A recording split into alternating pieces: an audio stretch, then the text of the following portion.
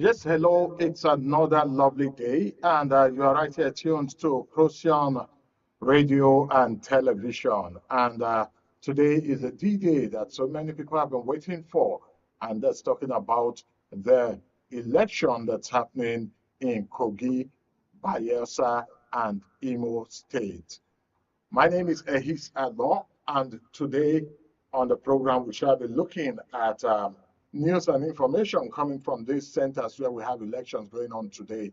And this election, like you know, it's an off-cycle election. That's what it's called. When an election is not held at the same time that the general elections in Nigeria is held.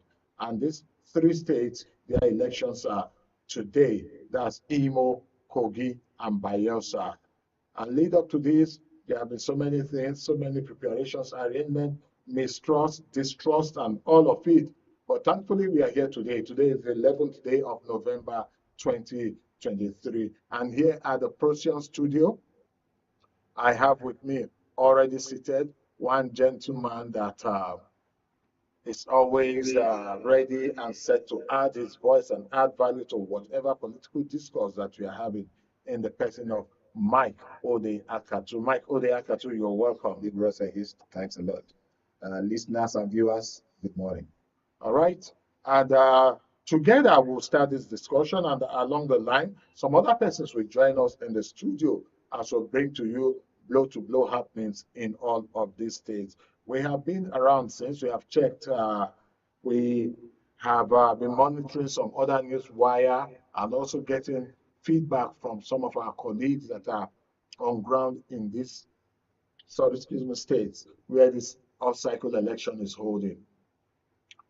Bayelsa State, there was some little both mishap that may affect the speed and rate and eventually outcome of the election on one hand.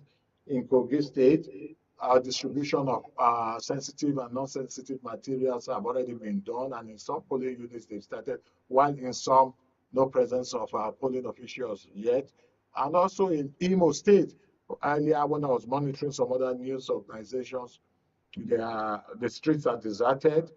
There are signs of movement, and hopefully we will get the polling officials doing what they should do at the right time. But activities have already started.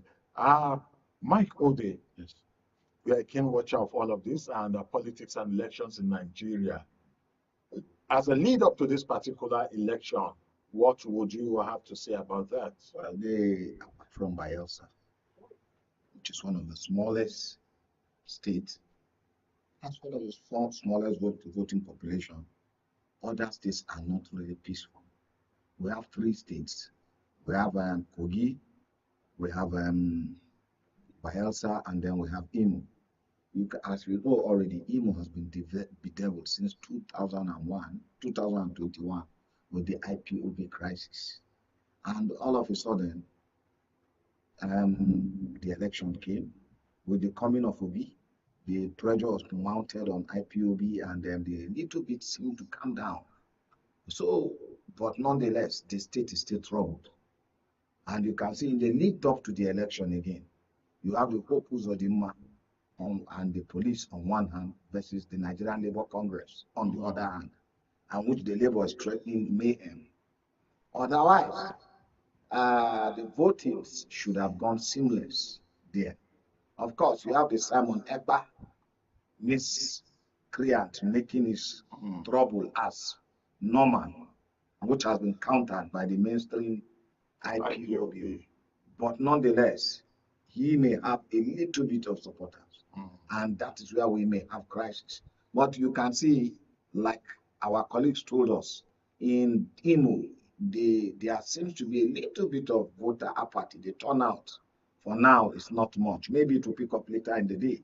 You may not be able to, you cannot just say it's voter apathy alone. You can also attribute it to fear of the threat of the Simon Ekpa-led IPOB. While in Kogi, I presume the voting is going to other, especially the Igala speaking zone. The voting is going to be high. The Kogi West is going to, in short, all of them they are going to come out en masse. But even before then, the office, the complex housing the office of the SDP was burnt down. And there was trading and horse trading, the trading of accusation left, right, center. So but we are going to hope for a peaceful election. And already the IG and the DIGs have assured that there is going to be peaceful election. So and they have also said there will be no manipulation. They are not going to give in to any kind of, whether the governor, any political candidate, they are going to discharge their jobs dispassionately without fear or favor. So let's hope that they are able to do justice and maintain law and order. And we are also hoping that the political candidates themselves will weigh in on their supporters, not to turn this day, today, into a bloody day. Today is going to be a watershed day in Kogi. Whichever party wins is going to be why I said it's going to be a watershed party. If APC is able to retain that state, that will be the third outing for them. And third outing. Yes, that's going to be the third outing. You know, Yaya Bello won. I mean, Prince Audu won. He died. Then Yaya Bello did the 2 terms for him. Okay, yeah. Getting it. Then again, if you look at Kogi, the trajectory of Kogi, they have, when they determine to remove a leader, they do that. Kogi has removed this Prince Audu Abubakar before, during Obasanjo's time. Yeah. They came again, they removed Idris Wada. Yeah. They have been removing their leaders. It's only the only man they have not been able to remove was Yaya Bello. And that was because of the enormous support he had enjoyed from the presidency under Buhari. So, and now, most of the actors, like Muri Ajaka, that were in support, that helped him get to power, today has actually left him for the SDP. But nonetheless, he still have Jibril Echocho. Yes. A powerful man from Kogi East. Are you getting it? And he may help to sway the voters towards the APC. You understand? So, and then while the two parties are fighting heavily, that is Muri Ajaka of the SDP and Ododo of the APC, you may just discover that the quiet one, who is not really quiet, may actually have the day. That's the PDP gubernatorial candidate, Dino Melai. Yeah. Already he has one good support in the person of Natasha Akatu. Yeah. Are you getting it? Yeah. And there are some other PDP bigwigs in the Igala-speaking area that are maintaining that they are PDP stalwarts. Some of them are former governors, former senators that have said they are going to support PDP. Yeah. Are you getting it? So the 3 parties, Muri Ajaka has the support, especially from his own Kogi East. Yeah. That's the Igala speaking. That is where his support is based. But this man, Dino Melai, has both from the Okun area and from the Igbira speaking side, and also from the Igala speaking side, because of the PDP. You know, PDP has a wider outreach. Because of the fact that it was one of the oldest party, it has been one of the ruling parties in the state before now. But that's notwithstanding, you still have Yaya Bello's candidate, Musa Ododo, and you cannot rule out the power of incumbency. So it's going to be a 3-horse race. Any party that wants it more will get it, but within the ambit of the law.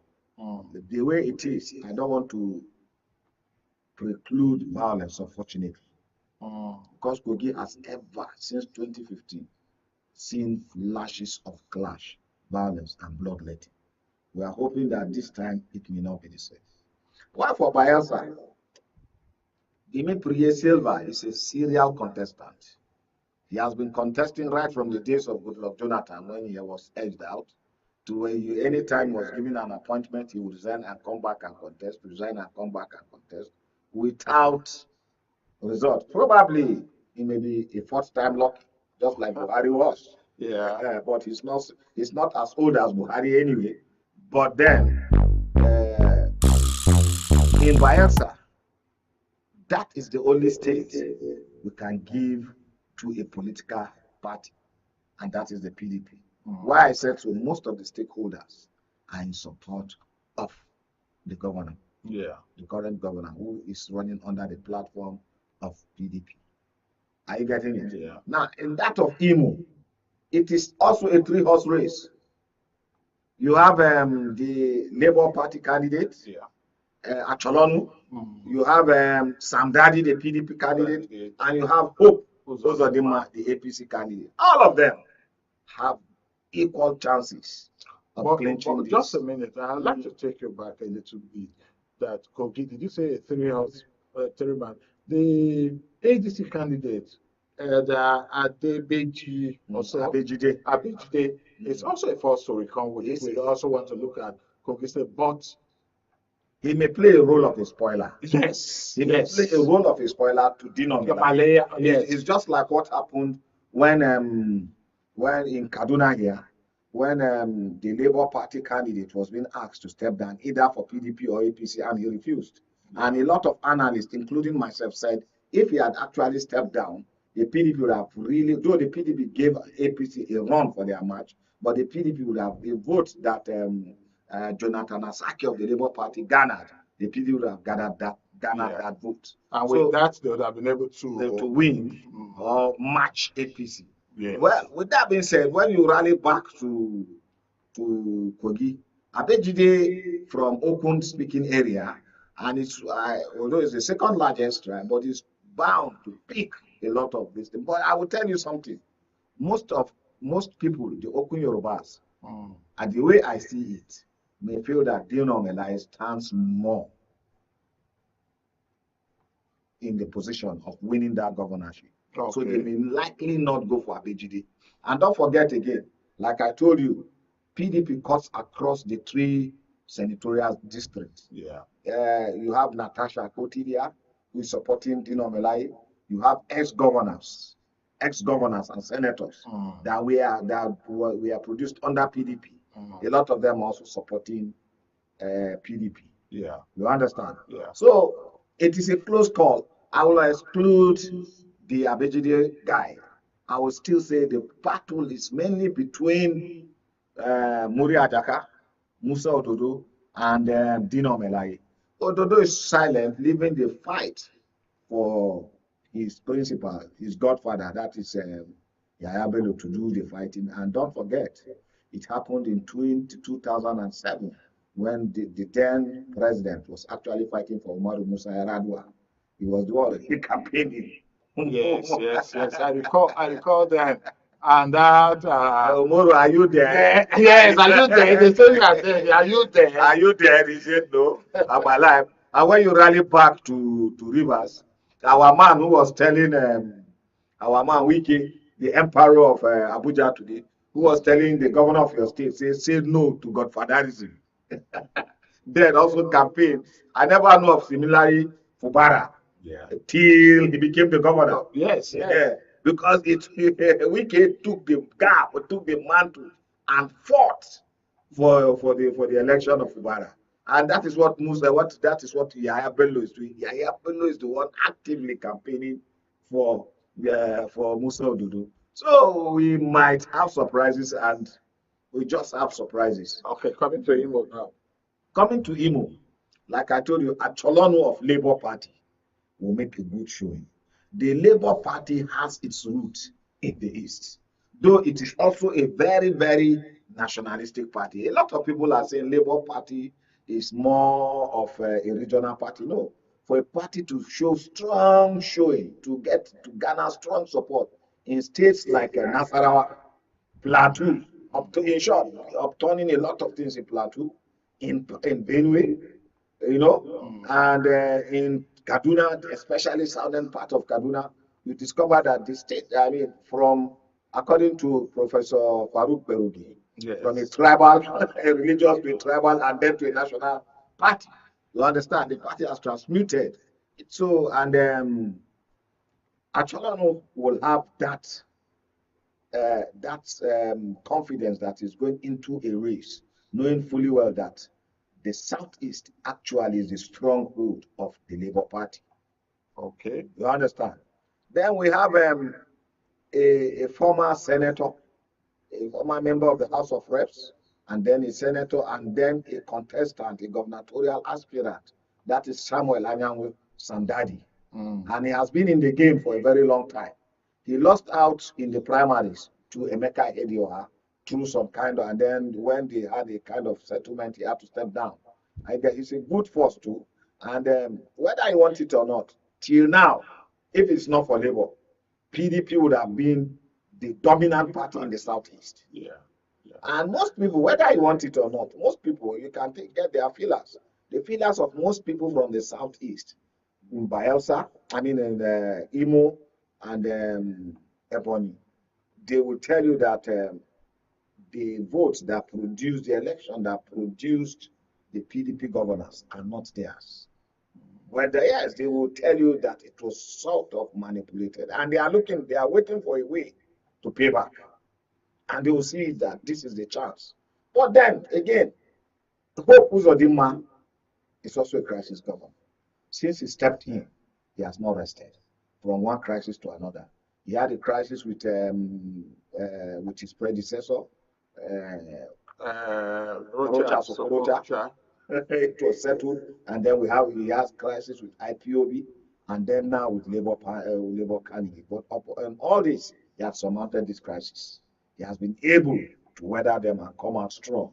Whether you come out fighting and then winning is something we don't know. But one thing I know, he has a strong opposition in both the Labour and the party, and Labour and the PDP. Now, whichever party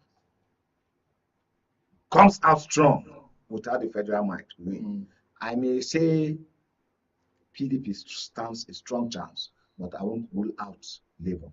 Okay. And of course, you cannot also rule out the fact that Hope Uzodinma is APC, and APC controls the power at the center, and that is what we call the federal might. And he also supported Tinubu, and it will be payback time for President Bola Tinubu. So as it stands, those are the commutations that you are looking at as it stands now. All right. You're listening to a special edition of Ground Zero, where we are looking at the off-cycle election that's holding in Kogi, Bayelsa, and of course Imo State, and looking at the preparations and chances of all of these candidates, and not forgetting too that we would also be giving you a blow-to-blow update in respect of what's happening there. We'll take a short break now, and when we come back, it would be time for us to go and swing into some other things in respect of this election.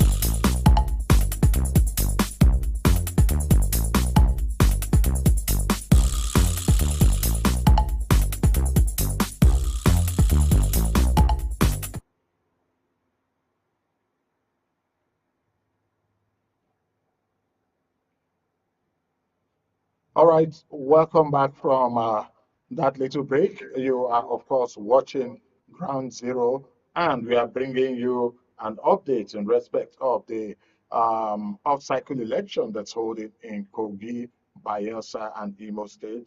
You may want to be a part of the program by calling our line. The number to dial to contribute to our discussion this morning is 0809 7991989. We are live on Procyon TV and, of course, on Procyon Radio. You may want to call us and add your voice to the conversation this morning. All right.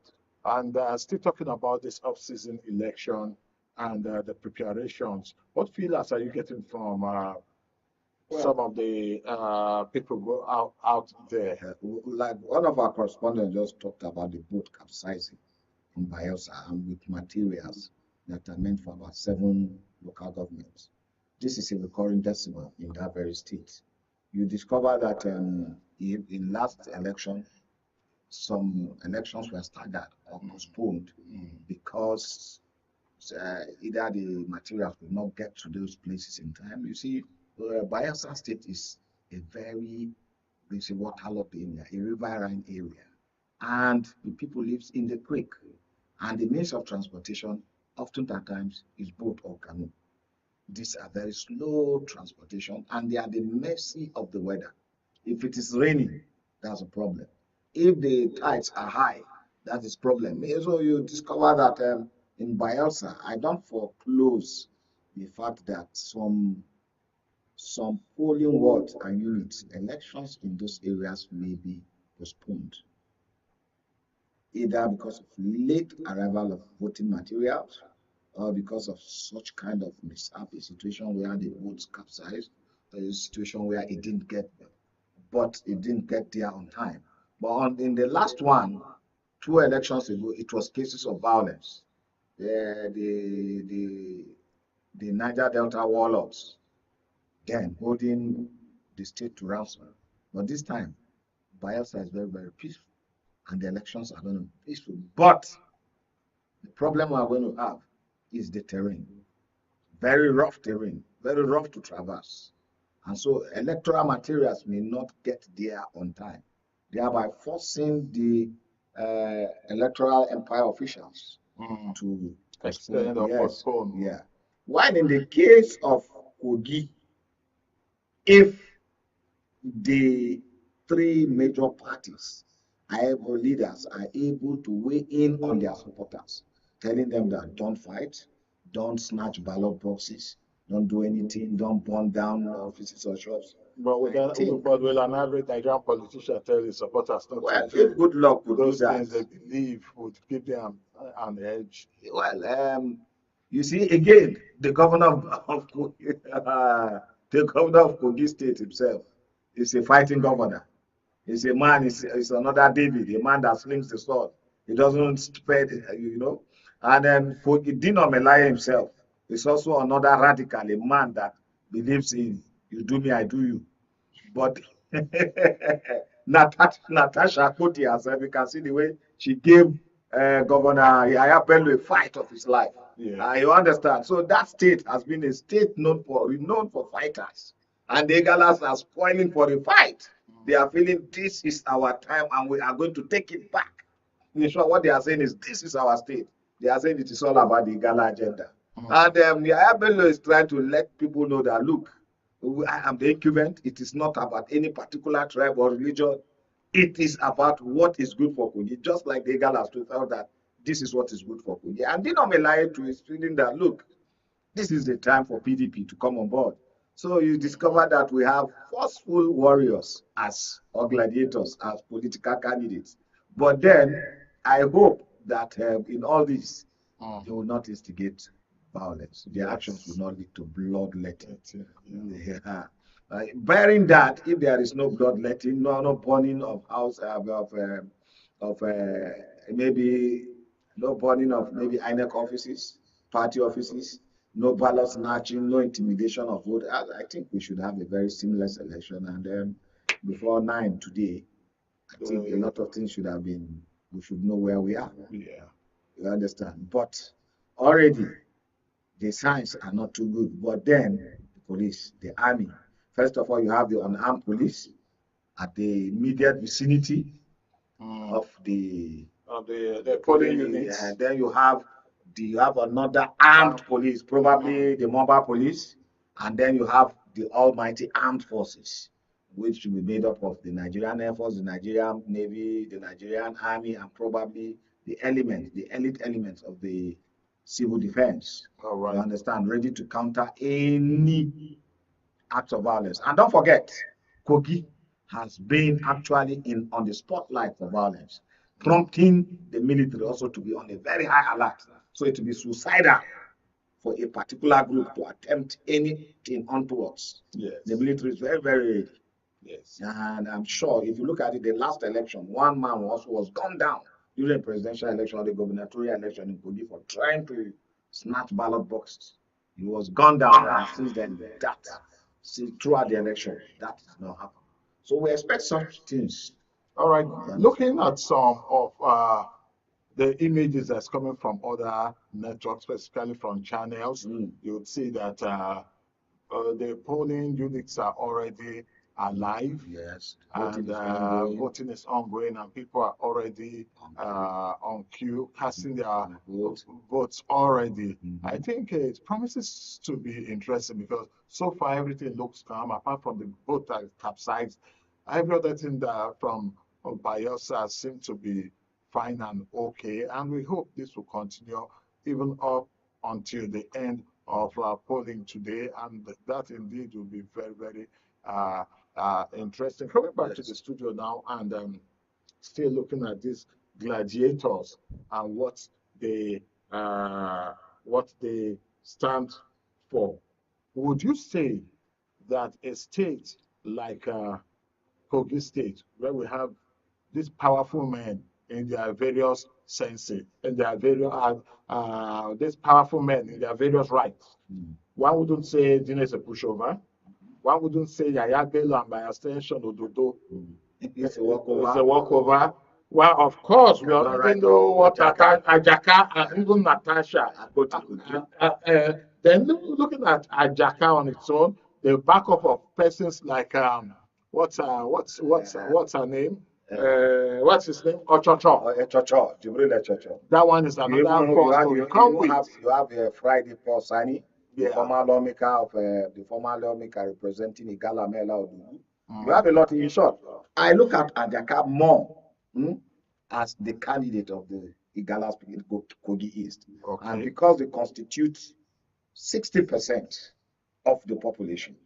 So even if they are united, they are harnessed, they could give him the vote. Are you getting it? Yeah. If they are harnessed, they could give him the vote. Yeah. Just like that.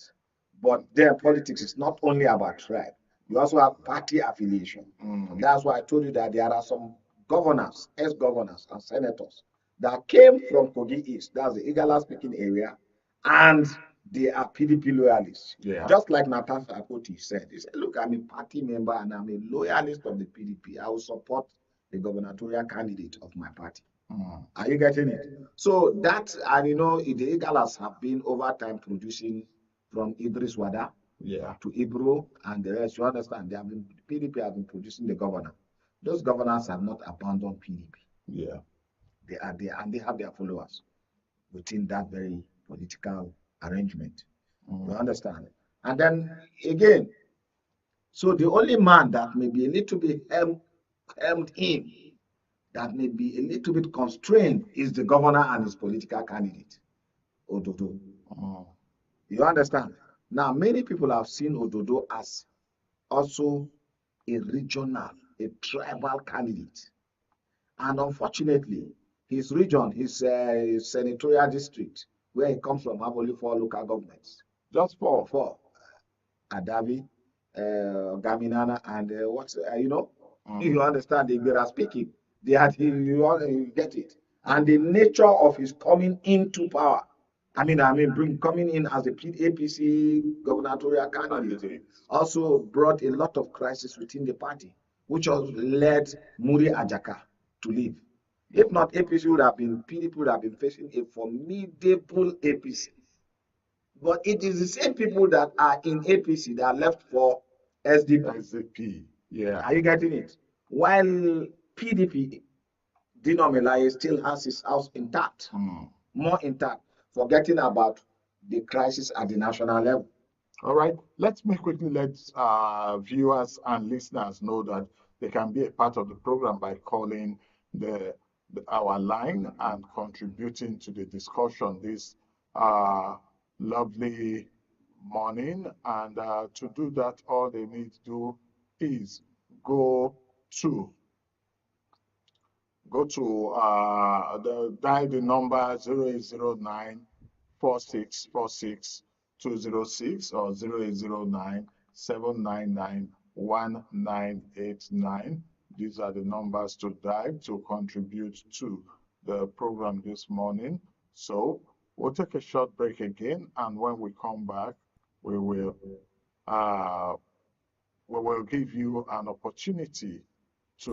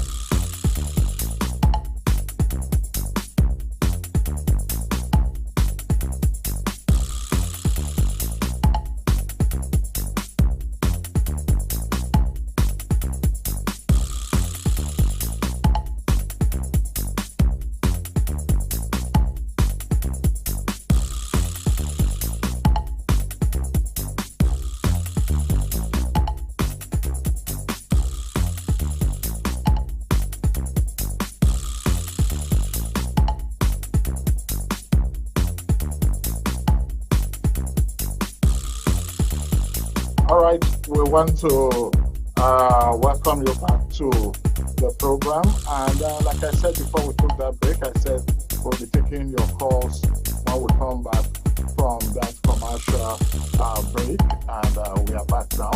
And let's go straight to entertaining calls. Hello, good morning. I'm sorry for barging on you. My name is Ehis Agbon. You are live on air. Hello. Fine, thank you so very much. You are live on Procyon Radio and Television. You are live on air.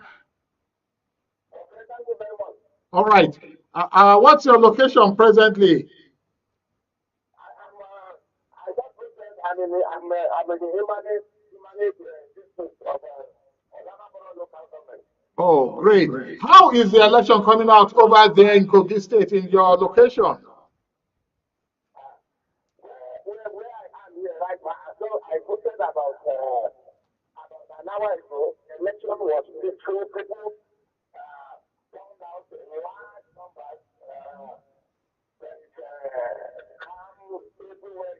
People are happy voting and starting to block. I bet we already people. Oh, we'll definitely get back to you. We'll get back to you in a jiffy. We'll get back to you definitely in a jiffy. Let's get that call. The network has been acting up all day. So let's see. If you recall, I just told you that Kogi, the turnout will be very high. Yes. I told you that. I can see it's from Olamabo. Let's get back to Elder John Aduku. Hello? Yes, sorry about that. We are back to you again. The network went dead. Yes, please go on with the update, please. Yes, I said that the election was peaceful. I voted about an hour ago, and by around 8 a.m. this morning, the INEC they were all out with their materials, and the decision was done and voted started immediately. So everywhere is very peaceful. All right, everywhere is very peaceful and everybody's going about there. How soon do you think we can start to get figures in respect of results based on your experience as seasoned and a veteran journalist? How soon do you think we can start to get feedback from that end? Because of the large turnout of voters, maybe the voting will continue on maybe 2 or 4 p.m. Okay. To count all these large numbers in all the districts of this our ward, it will put time. But it will come in around maybe that 3 o'clock, I'll be able to give you enough information. Sir, I would like to ask, since we are from Olamaburu, I know that the deputy governor of your state is also from your own local government. Do you have any news about him voting? We are far apart from my place here to his own place is about maybe 15 to 17 kilometers. Wow. So I don't know what is happening there now, but I think the place is peaceful. If not, we have a very big park. All right. All right. So,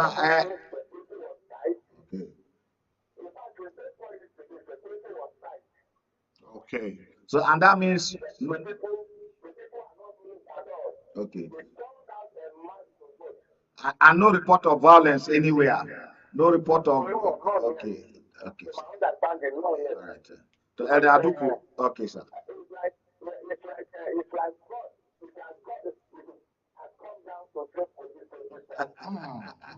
So what? So let me indulge us a bit. What will be your permutation between the 3 major parties? That is no, let's leave that for now because we're on live TV and they may misconstrue that as campaigning when polling is going on. So Elder John Aduku, we sincerely appreciate this call.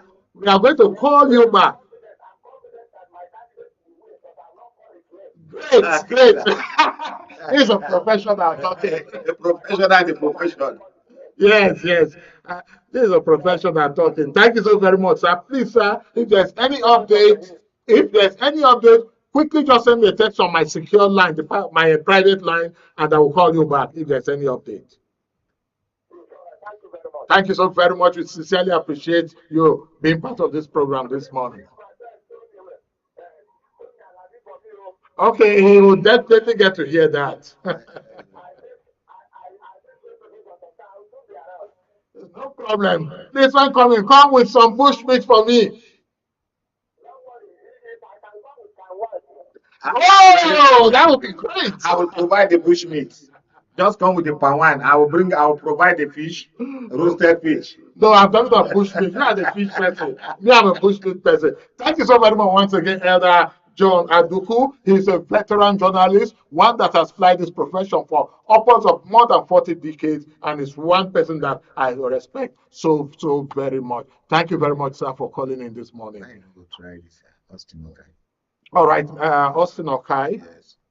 08. No, we can't say it on air because listeners would pick it up. Maybe you just put the digits in there and we'll get to it. Yes, you are getting live updates from states in Nigeria in respect of the off-season election that's happening. My name is Ehis Agbon, and with me in the studio this morning, I have Mike Odeh Akatu, also a journalist, and together we are looking at feedbacks from these various states. You can watch us live on ProcyonTV if you download the Procyon Radio and TV app, and also you can get us on YouTube at ProcyonRTV on YouTube, and also on Facebook. You can get us at ProcyonRTV on Facebook. Drop your comments and observations and let us know how the election is turning out in the location where you are. Hoping that those listening to us on Procyon Radio can also get to listen to us on Procyon Radio right now. And this is to let them know that they can be part of what we are doing here by calling in and also contributing via our various social media handles. All of the handles are open and available for them to put their calls through. All right, 0809-799-1989 and 0809-4646206 are the numbers that you can get us on. All right, coming back to you, hearing from what Elder John Aduku just said and the fact that it's been smooth and okay over there in Lamaboro local government area of Kogi State. How would you say this is because the people have made up their mind to be that, or is it? Dialed is switched off. Okay. Please try again later. If Olamaboro has always been a peaceful place, I will watch out for spots like Igalamela and Dekina and Dampa. Okay. If I'm told that the elections there are peaceful, then I know that Kogi State is peaceful. Then another place I'll have to look out for again is the area where the governor comes from. Yeah. You understand? If that place seems to be peaceful, the Adabi side, the Okene side, the Ogaminana side, if all these places are reportedly peaceful, then we have a seamless election. And with that, once there's a seamless election, the chances of a true wish of the people being declared is quite high, because from our experience in the election, it's whenever there's a crisis or issues in a particular polling unit that we are opening our opportunity for those that want to manipulate the polls. All right. 009-799-1989 is the number to dial, and of course the program is Ground Zero Special Edition. We are giving you updates in respect of the election that's holding in Kogi State, and this update is to help us have a clearer and better understanding of all of these issues, so that Nigerians should be able to be a fair judge and a fair observer too of the election that's happening there. Now, when election is going on, people will start to prepare for possible post-election outcomes. Yeah.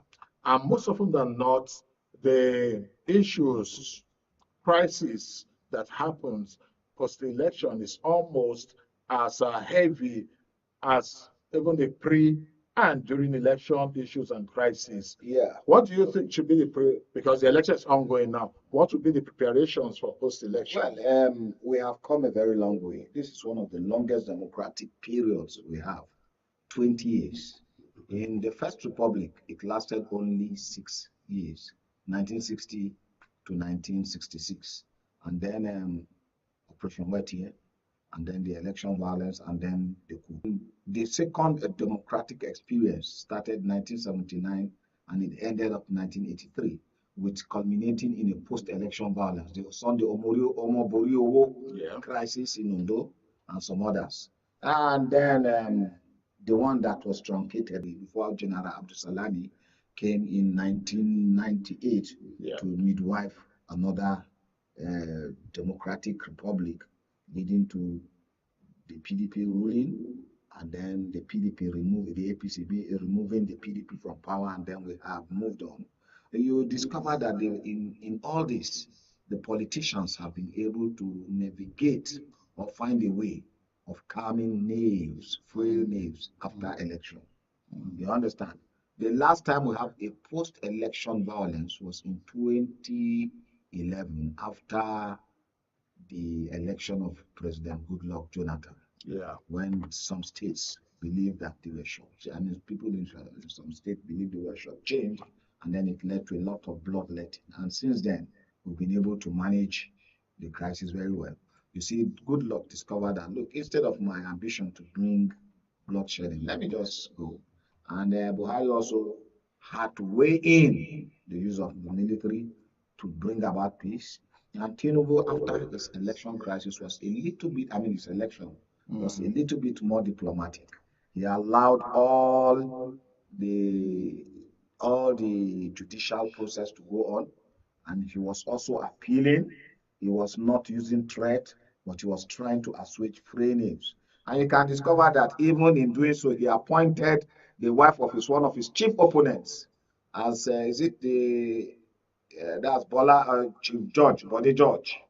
As one of the head of the parastatal. And he has been appealing to the opposition members to come and join hands with him.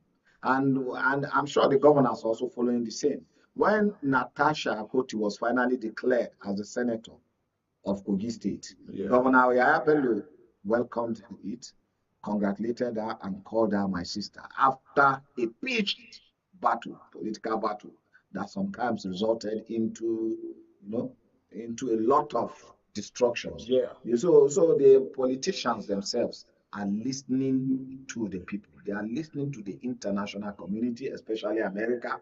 And there is this, the Americans are actually hovering like an albatross, ready to place sanctions. One day it will happen.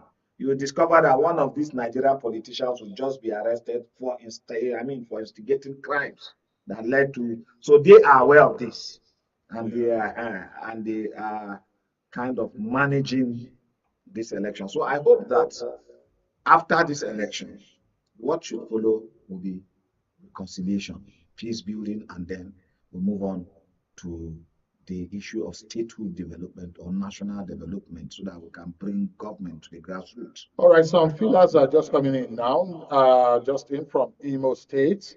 There are gunshots near the PDP candidates polling unit. I'm sure the security agents by now should be there and ensuring that nothing will truncate this particular process that has started. Okay, Igalameda local government boss, others apprehended with cash and ammunition by military, and also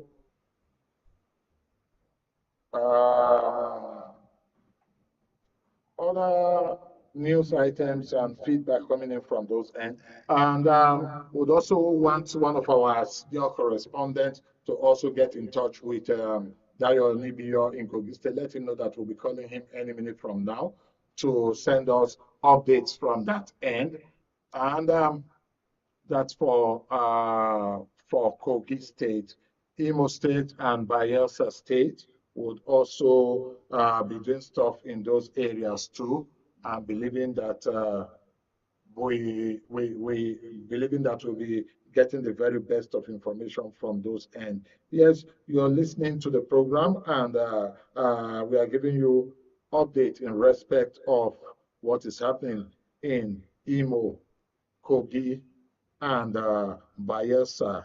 Like I told you, Mr. Ehis, if you told you that I'll be more happy if they tell me that Igalamela is peaceful. And you can see they said the local government boss have been arrested with cash and some other things like that. Without wanting to point fingers at anybody. Igalamela is also where the candidate of the SDP hails from. Yeah. Now, that is Muri Ajaka. You know, Yakubu Murtala Ajaka. Now, like I told you, those people are very passionate. We also had a colleague, a journalist and a lawmaker from there, Friday Paul Makama. Yeah. He was beaten to a pulp when he was a member of the State House of Assembly. He had to escape and then run to Abuja. And some people say it was thugs, I don't know, allegedly hired by the governor then. And that place was so, you know, that Igalamela is another hotbed area. Those people believe with passion what they want to believe. If they believe in PDP, they will fight for it. If they believe in APC, they will fight for it. If they believe in SDP, so be it.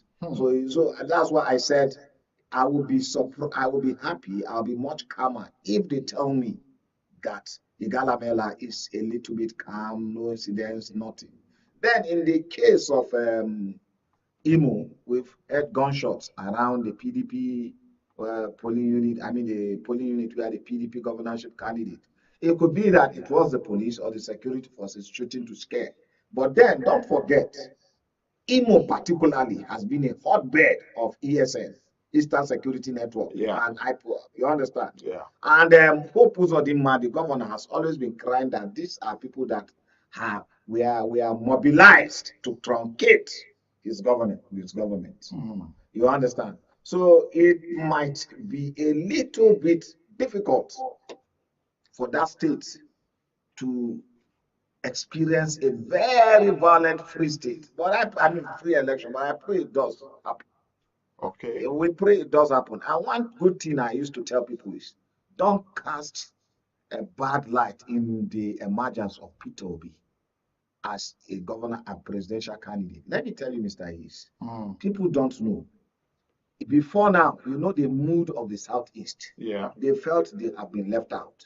So when Peter Obi became the presidential candidate of SDP, and these people decided to weigh in on their own people, look, especially the IPOB and ESN, and they told them, look, step down your activity.